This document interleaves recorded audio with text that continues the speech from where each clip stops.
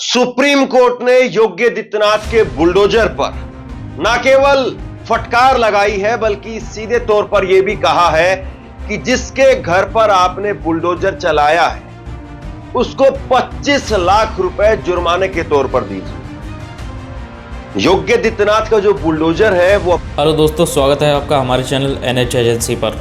UP मदरसा act को मान्यता देने के बाद सुप्रीम कोर्ट ने एक और बड़ा फैसला कर दिया है। सुप्रीम कोर्ट ने कहा जिसके घर बुलडोजर से तोड़े गए हैं उन सभी को 25 लाख रुपए देने होंगे। सुप्रीम कोर्ट ने योगी सरकार को सीधा आदेश दिया है कि जिसका घर सड़क चौड़ी करने के नाम पर और अवैध निर्माण बता करके तोड़ा गया है उनको 25 लाख रुपए दिए जाएं। सुप्रीम कोर्ट का ये बहुत बड़ा फैसला है और बहुत ही अच्छा फैसला है। साथ में सुप्रीम कोर्ट ने ये भी कहा कि ये अराजकता है और सीधे तौर पर मनमानी है, सरकार को इसका मुआवजा देना होगा। इस फैसले को विस्तार से समझने के लिए आइए देखते हैं पूरा वीडियो। सुप्रीम कोर्ट ने योगी आदित्यनाथ के बुलडोजर पर न केवल फटकार लगाई है बल्कि सीधे तौर पर यह भी कहा है कि जिसके घर पर आपने बुलडोजर चलाया है उसको 25 लाख रुपए जुर्माने के तौर पर दीजिए। योगी आदित्यनाथ का जो बुलडोजर है वो अपने आप में बहुत बार सवालों के कटघरे में खड़ा रहा है। योगी आदित्यनाथ के बुलडोजर को लेकर के देश भर में तमाम तरह के सवाल उठते हैं, लेकिन जो कानून का शिकंजा कसना होता है उसमें कहीं ना कहीं कानून ने अपना काम नहीं किया और इसीलिए बुलडोजर लगातार बेलगाम होता चला गया। अब CJ चंद्रचूड़ साहब रिटायरमेंट पर बैठे हुए हैं। 11 तारीख को रिटायर हो जाएंगे, वो 10 तारीख को रिटायर होंगे, 11 को नया CJ आ जाएंगे। तो अब अपनी रिटायरमेंट के आखिरी जो फैसले हैं उनमें वो अपने आप को, अपनी छवि को बचाने की, नए सिरे से गढ़ने की पूरी कोशिश कर रहे हैं। और आज एक ऐसा ही उन्होंने फैसला सुनाने का काम किया जिसमें उन्होंने कहा कि आपने जिसका घर तोड़ा है उसको 25 लाख रुपए का जुर्माना दीजिए। आप किसी के घर में ऐसे ही दाखिल नहीं हो सकते हैं। किसी का घर तोड़ना, किसी के घर में घुसना वो अराजकता है। ये CJ चंद्रचूड़ और उनके साथ में 2 जजों की और बेंच, टोटल 3 जजों की बेंच थी सुप्रीम कोर्ट की, और 3 जजों की बेंच ने आज ये फैसला सुनाने का काम। जिसके घर पर बुलडोजर चलाया उसे 25 लाख रुपए दीजिए, योगी सरकार को सुप्रीम कोर्ट का आदेश। CJ DY चंद्रचूड़ ने कहा कि यूपी सरकार की ओर से कहा गया कि सिर्फ 3.6 वर्ग मीटर का अतिक्रमण था। आपकी ओर से इसका कोई प्रमाण नहीं दिया गया।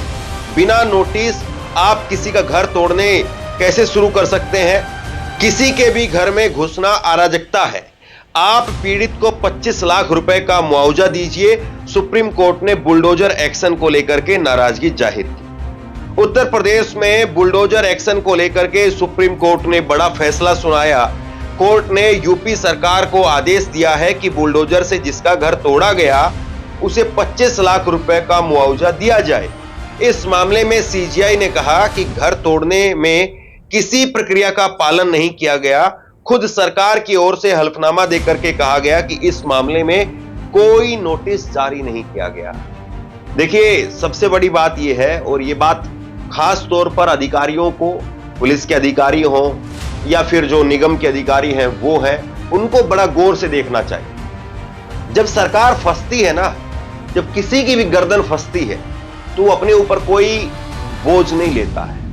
सरकार ने भी इस मामले में अपने हाथ खड़े कर दिए। सरकार ने कह दिया कि हमने कोई नोटिस जारी नहीं किया।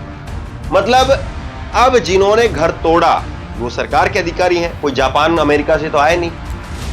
जिन्होंने घर तोड़ा अब ये सीधा उनके ऊपर आकर के गिर गया। सरकार अगर ये कहती कि हाँ हमने नोटिस दिया था तो फिर सरकार के ऊपर ये चीज आती, लेकिन अब उनके ऊपर आ गई। तो इस बात को बड़ी गहराई से और बड़ी बारीकी से पुलिस के उन तमाम अधिकारियों को देखना चाहिए जो किसी भी नेता की शय पर या किसी अधिकारी को खुश करने के लिए या किसी नेता को खुश करने के लिए एनकाउंटर या फिर हाफ एनकाउंटर कर देते हैं, या फिर जो अधिकारी बुलडोजर चला देते हैं, घर तोड़ देते हैं, या बताया जाता है कि आपको बस ये छज्जा तोड़ना है, आगे का ये मकान तोड़ना है, लेकिन उनके हाथ में बुलडोजर होता है तो वो फिर उसके बाद में पीछे का भी मकान तहस नहस कर देते हैं। उन लोगों को जरूर देखना चाहिए कि कल को सरकार बदलेगी तो आपको बचाने वाला भी कोई नहीं मिलेगा, क्योंकि आज जब सरकार सरकार में है, यानी आज भाजपा सरकार में है, तब वो हाथ खड़े कर रही इस मामले के अंदर। तो सोचिए अगर सरकार बदल गई तब क्या होगा। और अखिलेश यादव बार बार इस बात को कहते हैं कि जितने भी पुलिस के अधिकारी हैं जो झूठे एनकाउंटर कर रहे हैं, इन सबको जेल में जाना होगा। खैर, कोर्ट ने कहा कि यह पूरी तरह से मनमानी है, हमारे पास में हल्फनामा मौजूद है, आप साइट पर गए और लोगों को घर तोड़ने की जानकारी दे दी। जस्टिस जेबी पारदीवाला, उन्होंने कहा कि आपको यह कहने का आधार क्या है कि यह अनाधिकृत था, आपने 1960 से क्या किया, पिछले 50 साल से क्या कर रहे थे। सीजीआई ने कहा कि वार्ड नंबर 16 मोहल्ला हामिद नगर में स्थित अपने पैतृक घर और दुकान के विध्वंस की शिकायत करते हुए मनोज टपरेवाल द्वारा संबंधित सौते संज्ञान पत्र पर सौते संज्ञान लिया गया था। अब जरा इस मामले को थोड़ा आसान भाषा में समझिए। ये एक 2019 का मामला है और इसमें सड़क के चौड़ीकरण के नाम पर घरों को तोड़ दिया गया। उस वक्त में योगी आदित्यनाथ की सरकार नई आई थी 2017 में, और बड़ा प्रेशर था इनके ऊपर कि अपना कुछ नया दिखाया जाए। योगी आदित्यनाथ ने, उनके सलाहकारों ने ऐसे में बुलडोजर बाबा का नाम निकाला और घर तोड़ने के ताबड़तोड़ इधर उधर एक्शन शुरू हो। लेकिन देखिए, हर चीज का एक समय होता है और हर चीज का एक अंत भी होता है। और आज सुप्रीम कोर्ट ने पहले ही कह दिया था कि आप किसी का नया मकान सुप्रीम कोर्ट की गाइडलाइन के हिसाब से अब नहीं तोड़ सकते। अगर कोई आरोपी भी साबित हो जाए तब भी आप उसका घर नहीं तोड़ सकते। घर तोड़ करके आप पूरी तरह से असंवैधानिक काम कर रहे हैं। तो 2019 का ये मामला था जिसमें 2020 में सुमोटो यानी सौते संज्ञान लेते हुए मामला दर्ज किया गया था। और अब जाकर के, हालांकि हमारी जो न्याय व्यवस्था है वो बहुत स्लो है, जो प्रक्रिया है वो फास्ट हो जानी चाहिए, लेकिन बहुत स्लो है। और आदमी 4-5 साल, 10 साल, 15 साल, 20 साल की जो प्रक्रिया है उसमें पिस करके टूट जाता है, पीछे हट जाता है, समझौता कर लेता है, मान जाता है, कुछ ले दे करके बात खत्म हो जाती है। वरना बात कहां तक जा सकती है वो इस केस को देख करके आपको समझ में आ रही होगी। सुप्रीम कोर्ट ने सुनवाई के दौरान यूपी सरकार से कहा कि आपके अधिकारी ने पिछली रात सड़क चौड़ीकरण के पीले निशान वाली जगह को तोड़ दिया। अगले दिन सुबह आप बुलडोजर लेकर के आए, आप परिवार को घर खाली करने का समय नहीं देते हैं। इस मामले में सड़क चौड़ीकरण तो सिर्फ एक बहाना नजर आता है। सीजीआई ने कहा कि यूपी ने एनएच की मूल चौड़ाई दर्शाने के लिए कोई दस्तावेज पेश नहीं किया। एनएचआरसी की रिपोर्ट बताती है कि तोड़ा गया हिस्सा 3.75 मीटर से अधिक का था। अब जरा इस मामले को और गहराई से समझिए। मतलब सड़क जो है, हाईवे, वो चौड़ा होना था और हाईवे चौड़ा होना था, उसको लेकर के मकान जो सड़क के किनारे थे उन पर पीले निशान लगा दिए गए। पीले निशान लगा दिए गए। अधिकारी आते हैं, रात को उन मकानों को तोड़ देते हैं। जो मकान मालिक थे उन्होंने अपने मकानों को खाली भी कर लिया था, लेकिन उसके बाद में फिर दोबारा बुलडोजर लेकर के आए।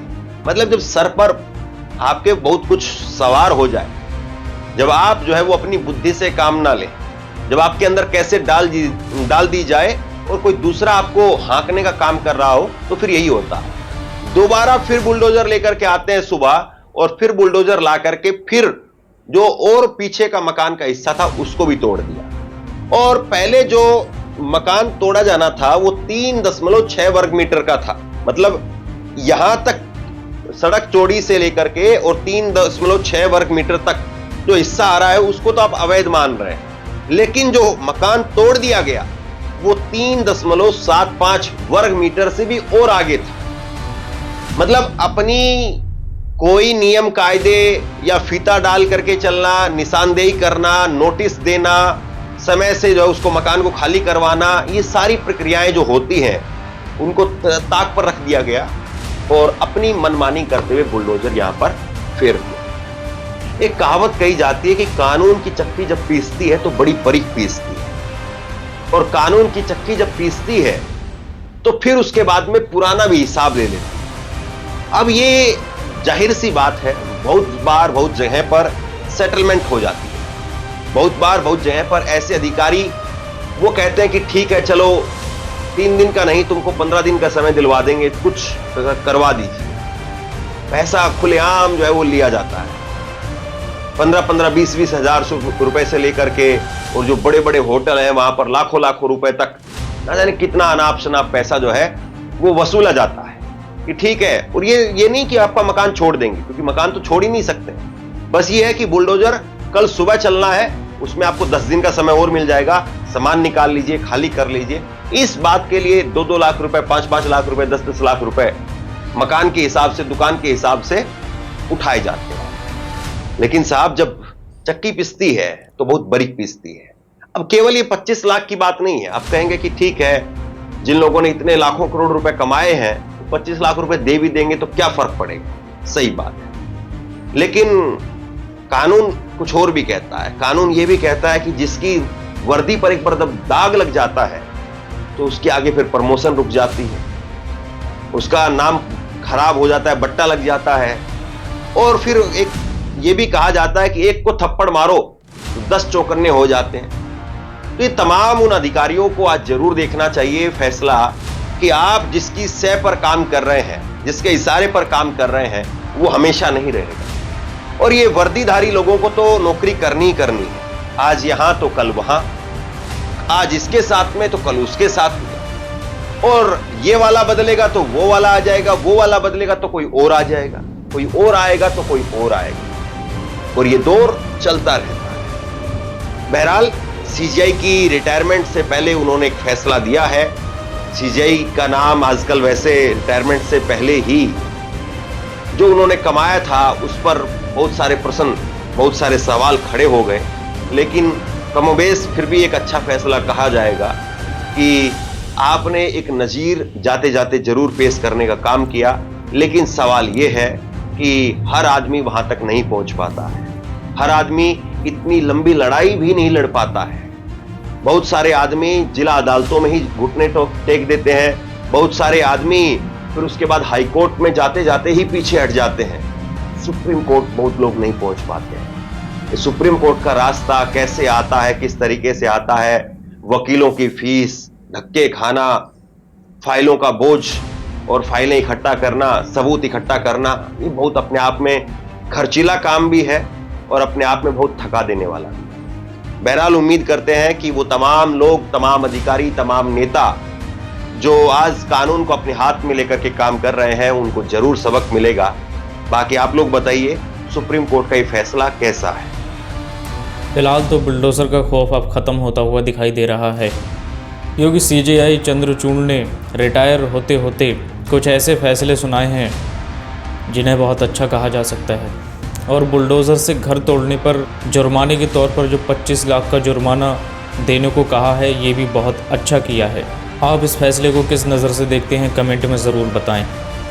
चैनल पर अगर नए हैं तो चैनल को सब्सक्राइब करें, वीडियो को लाइक करके दूसरों तक ज़रूर शेयर करें।